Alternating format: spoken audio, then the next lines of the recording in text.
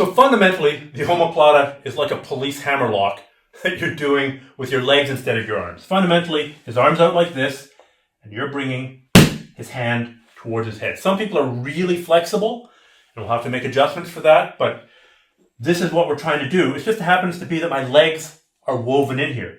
He's completely flat. He's flattened out. We've broken his posture. So now we're going to finish it, but we're going to finish it using our legs. So somehow I've managed to break his posture. Keeping his elbow here, because I don't want his elbow to escape, I'm going to swing my legs till they're 90 and 90. My knee is right on the back of his shoulder. His shoulder is here. My knee is on top of it. Put the arm back. There we go. Again, his wrist, his forearm, is sandwiched between my ribs and my thigh. If I can, I control the elbow. My feet are not necessarily triangled here. Some people do this. I don't like this at all. Much, much better to have independent suspension at this point, because to finish it without showing what the upper body is doing, I have to drive forward. Remember, his hand has to go towards his head, and I have to do that with my hips. I can't use my hands. So you wouldn't apply it like this when you're competing, but to learn it, what do I need to do in order to bring his hand to his head?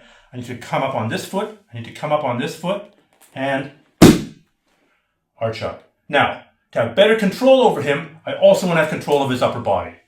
Here he can wriggle out, he's got some escapes. I can make it tighter. So I want to control this triangle here, this shoulder, this head. How do I do this? I might just have his arm here. No gi, this is as good as it might get. Now I need to figure out how to raise my hips and rock forward that way. I might go a seatbelt. The classic seatbelt from rear mount, here, over, under, or possibly just fingers S-gripped if he's too big, if he's too bulky, with his arm trapped. So what does that look like? Sorry, man. The most fun part of the whole instruction, I'm sure. We're here.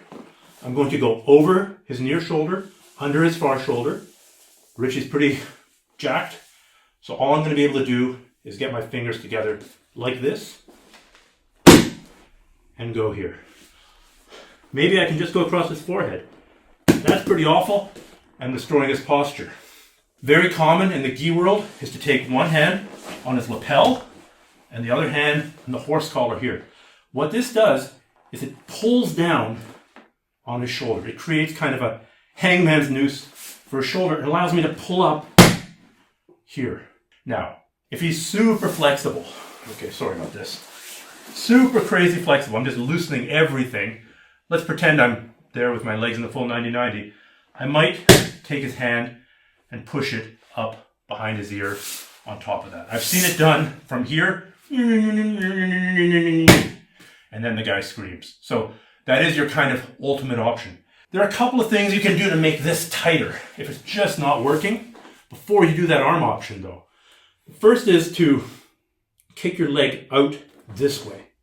If I kick him like that, I'm basically pulling his arm. I'm not actually pulling it out of the socket, but it feels like I'm trying to pull it out of the socket. And that removes some of the flexibility here. If I'm just here without pulling the arm out, I might be able to raise it there. If I'm pulling it out this way, I'm kind of using my foot here. It's hard to show, but you feel the difference. Oh, right? yeah. Here. Definitely. Yeah. So that little motion there of extending here really takes all the slack out of the joint and makes it much tighter. Now when you add that on to getting a really tight grip here, he's screwed. So that's the classic way that we're going to finish. Thank you so much. Okay, yeah. That was a long take. Yeah, that's the most fun part, I'm sure.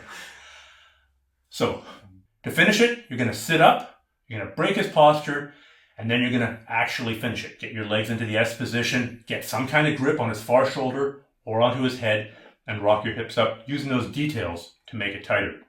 That'll really, so long as the posture's broken, you've got a damn good chance of finishing it as an omoplata. Now we're going to cover all the ways to get into the omoplata, many, many different entries. We're going to gloss over the finishes because we just learned them. And then we're going to get into the counters and the recounter section. I think you're going to find that really interesting as well.